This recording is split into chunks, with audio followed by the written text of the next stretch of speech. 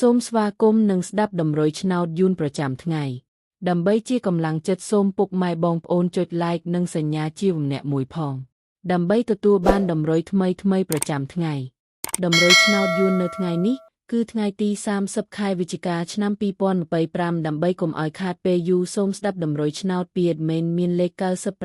35 75 45សម្រាប់ប៉ុស្តិ៍APCD សម្រាប់លេខ OZ admin មាន2គ្រាប់គឺ OZ ខ្ទង់80និង40សម្រាប់3លេខគឺ admin មាន2គ្រាប់ផងដែរគឺមានលេខ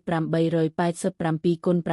993គុណបើសិនជាពុកម៉ែបងប្អូនស្រឡាញ់និងពេញចិត្តលេខទាំងនេះពុកម៉ែបងប្អូនអាចយកលេខទាំងនេះទៅផ្សងសំណាងបានជាចុងក្រោយសូមជូនពរពុកម៉ែបងប្អូនដែលយកលេខខាង admin ទៅផ្សងសំណាងហេងយើងទាំងអស់គ្នាជូនពរពុកម៉ែបងប្អូនជួបតែសំណាង